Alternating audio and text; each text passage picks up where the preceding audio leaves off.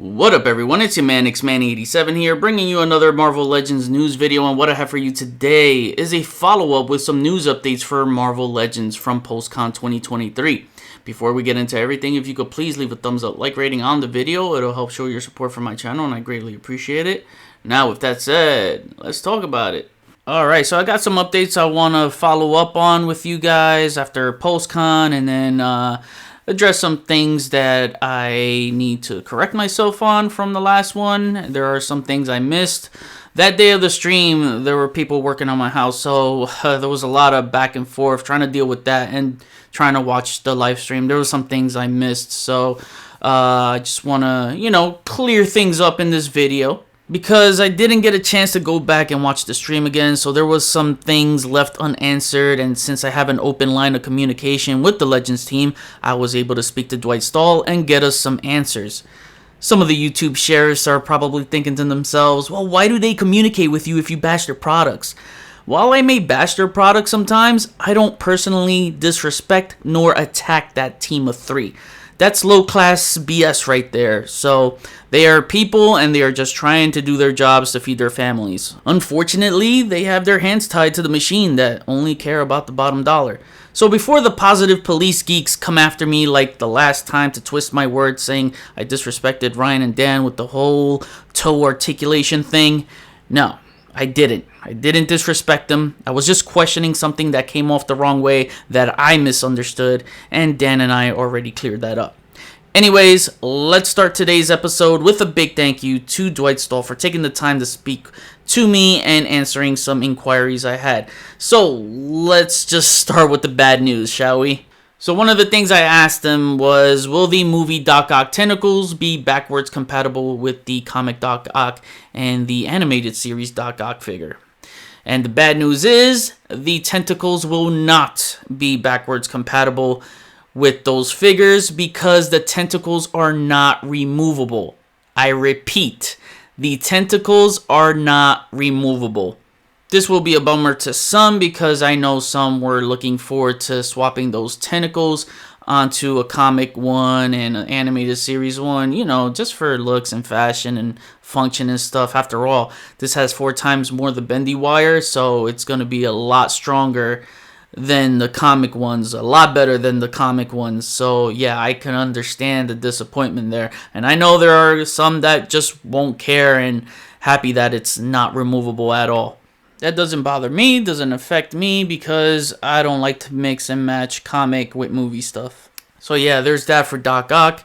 And then the Green Goblin, I have to correct myself from the last video because I said he would have a double diaphragm joint, and he doesn't. It's just an upper torso swivel. It fooled me. The aesthetics were crazy good on that, so it kind of fooled me, and yeah, I need to double, triple check next time, and I may need some glasses. And that's not a joke, that's a concern, just because it might be hereditary in my family. A lot of my family members get glasses in their early 40s, and I'm close to being in my 40s. So yeah, there's that. And then the Goblin head.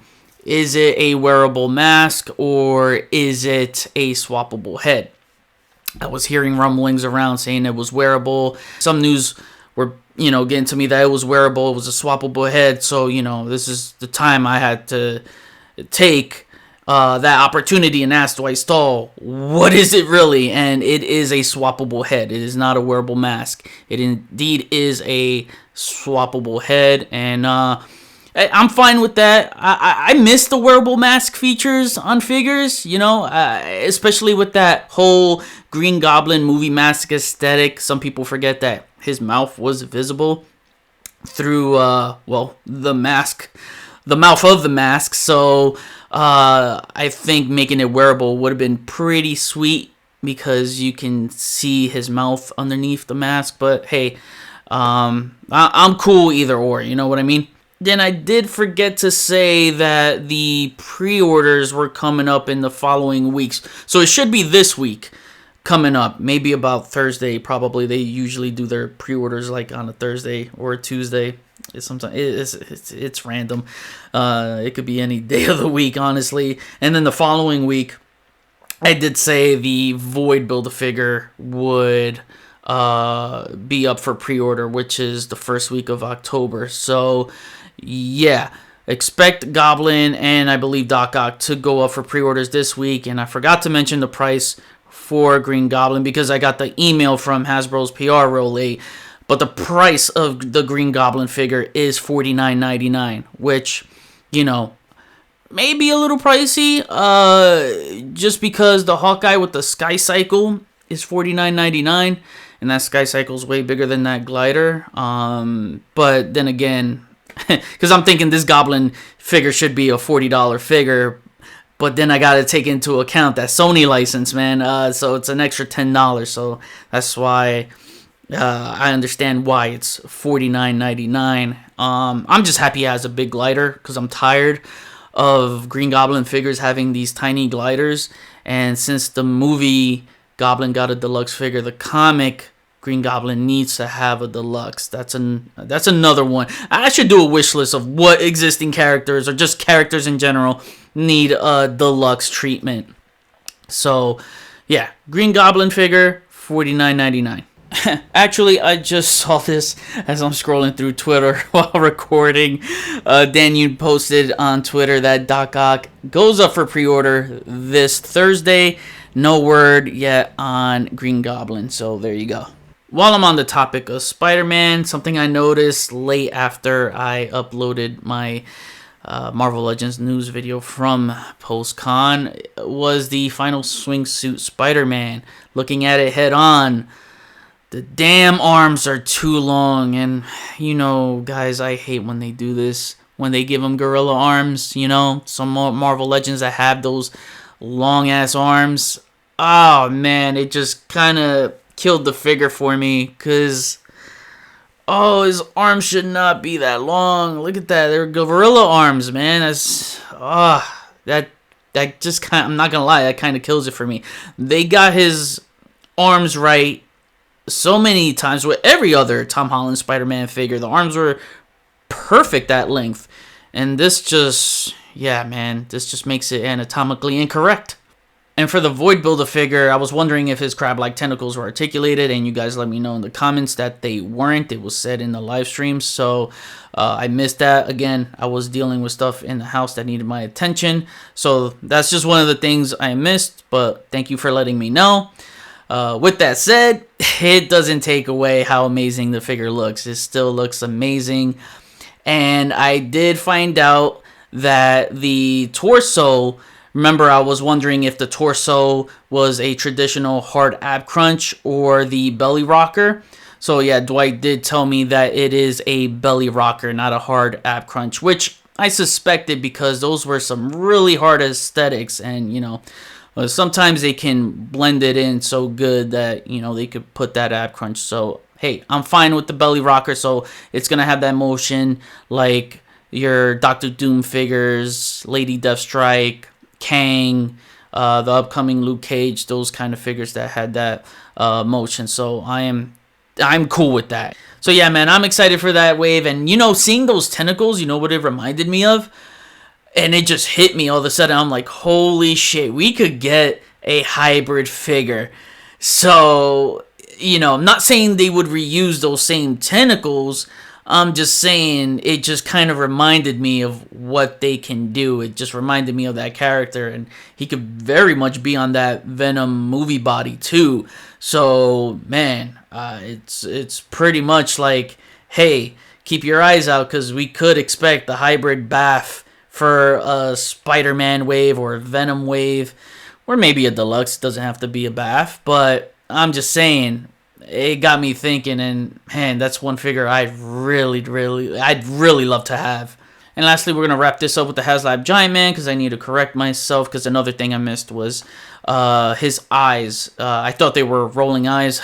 Again, I just had so much going on back and forth that when I glanced at the screen, dealing with what I was dealing with, I'm like, oh crap, he's got rolling eyes. But that's not the case. You guys already know if you saw the live stream and you corrected me in the comments, he's not going to have rolling eyes. He's going to have swappable set of eyes. So he could look in different directions and stuff, which, you know, hey, I'll take that. That's pretty freaking cool. Again, they're taking advantage of making that face as expressive as possible because, you know, this figure, you don't have light features or anything going on. He didn't need light features, so it's good that they're thinking of other ways to, you know, make the figure more functional and enjoyable. And then I did ask about the extra spare of antennas because since they announced he's going to have a white set of antennas along with the black, since they didn't show it before, I was wondering, you know, hey, are we gonna get spares just in case we lose one? Because they're very tiny pieces, and we don't know how sturdy they're gonna be after plugging in. We don't know if they're gonna fall off easily or anything like that. We don't have it in our hands yet, so it's just hard to tell. We can't tell right now. So there's no definitive answer yet, as he said he has to check on that, but it would be ideal for them to include spares for each set of antennas. Hell, make it 2. That'd be better. And while I'm disappointed that we didn't get any figures revolving around the HasLab Giant Man to boost sales, what's funny to me is that after they revealed the white antennas, it passed over the 5,000 backer mark. So I'm like, some people probably weren't feeling the black antennas and they jumped in with the white antennas. That's just funny to me. So it was the white antennas that did it, huh? I gotta say, he does look so much better with the white antennas on. But look, there's still New York Comic Con, and I think they're still doing New York Toy Fair, so there's still some time that they can reveal those, but I just felt like PostCon was the right time to do it. It was very Spider-Man movie heavy for PostCon, but I just felt like, you know, they should have showed something for Giant Man because they covered him a lot on there, knowing that he already had a full dedicated live stream a few weeks prior. Alright, I'm going to wrap it up here, and I hope you found today's episode enjoyable and informative. Again, I like to keep an open line of communication with the team for you guys, you know, to give you the info and do my due diligence for the community. So I take advantage of the access I have to feed you with all the insight as much as possible for you to stay knowledgeable about the products in a timely manner. And now I kick it back to you. What do you think of some of these updates? Which ones were you pleased about and which ones were you disappointed with? Comment below, let me know, we'll chat about it. Thanks for watching another Marvel Legends news video. Please follow me on Instagram if you haven't already at xman87. Hit the notification bell so you always know when my latest videos are up. Share and subscribe if you're new. See you on the next video. Peace, peace.